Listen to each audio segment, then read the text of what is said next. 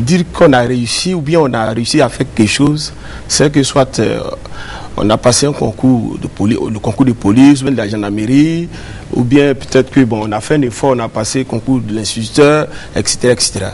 Mais on peut former des menuisiers, on peut former des plombiers. Quand vous regardez dans nos quartiers, c'est le jeune qui est là, qui n'a rien à faire. Souvent, c'est les étrangers. Est-ce que dans les écoles de formation professionnelle et technique, ça ne se fait pas déjà? Bon, c'est pas forcément dans toutes ces spécialités-là. Toutes ces spécialités. Oui, parce que au fait, ce qu'on vit, c'est ce qu'il faut toucher. Je prends l'exemple. À la maison chez nous, quand l'ampoule est grillée, pour remplacer l'ampoule, on a oublié de chercher un électricien. Il faut simplifier aussi les choses. Est-ce que vous voyez, il faut aussi simplifier les choses. C'est pourquoi je voudrais demander à l'État de rassurer, n'est-ce pas, la jeunesse dans leur choix. C'est important. Parce que dire à un jeune, viens apprendre la menuiserie, c'est de le tuer, c'est comme on l'a tué. Et moi, non.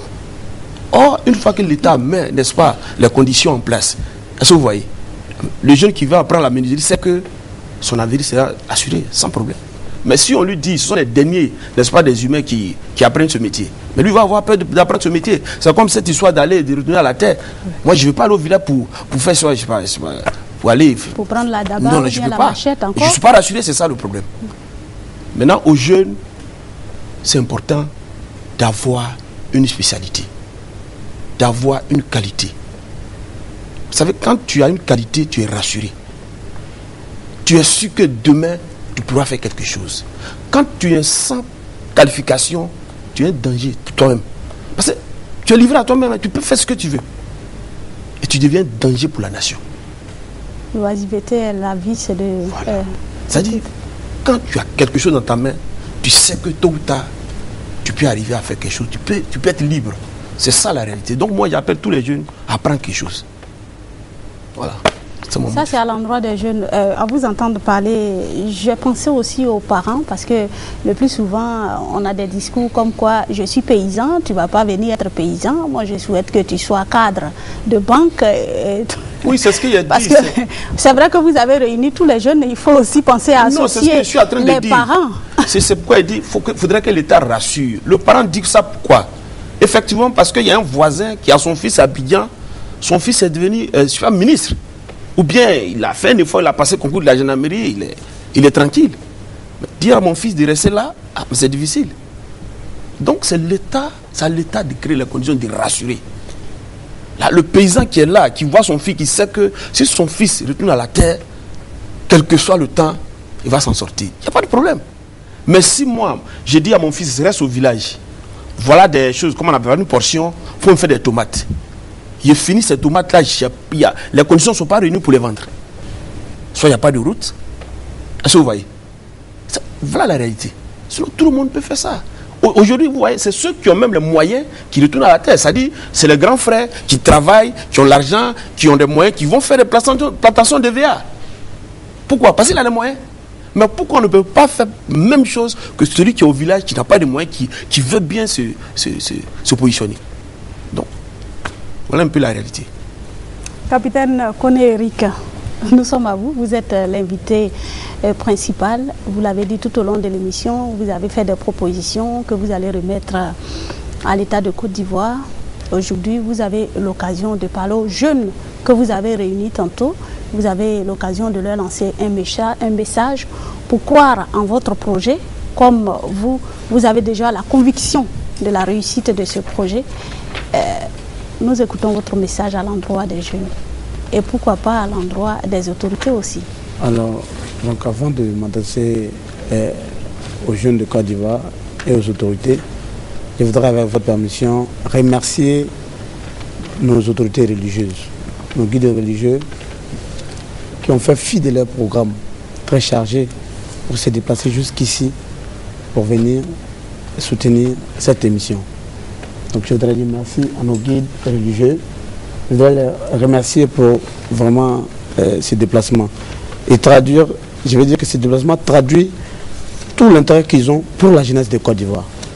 Donc avant de m'adresser à la jeunesse de Côte d'Ivoire, à rompre, comme je l'ai dit, avec les situations de cheveux, de je veux dire, soulever les sacs des uns ou des autres, être toujours derrière les gens, penser que je suis le petit de X, ça va aller. Tous ceux qui sont grands sont partis de rien du tout.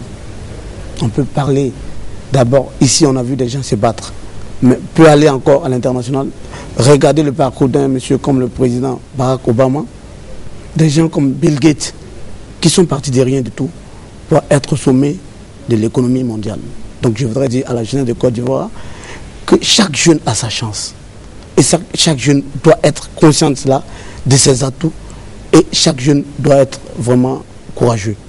Et à l'endroit des autorités, saluer en premier le président de la République, ministre de la Défense, le président de l'Assemblée nationale, le Premier ministre et tout son gouvernement, et souhaiter qu'il s'implique dans la mise en œuvre de nos résolutions qui ne sont pas, je dirais, opposées aux visions de l'État. Au contraire, ces résolutions viennent faciliter, et je dirais, tous les grands programmes que ces autorités ont.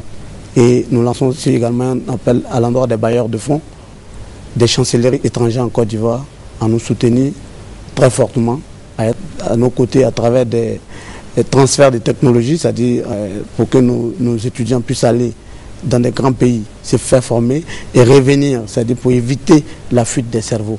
Nous voulons que tous nos frères qui sont à l'extérieur reviennent en Côte d'Ivoire pour contribuer au processus de reconstruction nationale amorcé par le président de la République et aussi pour véritablement, c'est-à-dire, je vais dire, être au cœur même de l'économie ivoirienne. Il faut que la diaspora vienne aussi.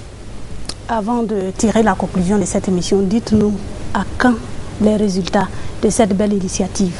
Alors, à quand les résultats? Les premiers résultats, pour moi, seront dans le sens de la valorisation de tout ce qui est, je vais dire, valeur cardinale. Donc nous allons entamer d'ici là des sensibilisations autour de certaines actions qui doivent contribuer à lutter contre le crime organisé, notamment la cybercriminalité, la délinquance juvénile, la prostitution, le trafic de drogue et bien d'autres. Et nous tentons encore à juguler, je dirais, la pratique de l'immigration clandestine. Donc nous allons très fortement sensibiliser les jeunes de tous bords vraiment à croire en la Côte d'Ivoire et en lui-même.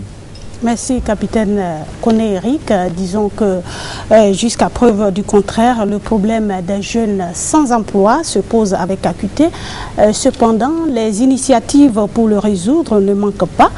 Souhaitons que la démarche du CARPED apporte une bouffée d'oxygène afin que d'ici 2025, les jeunes sans emploi ne se comptent plus par 1 million. C'est la fin de cette émission. Merci de nous avoir suivis et bonsoir.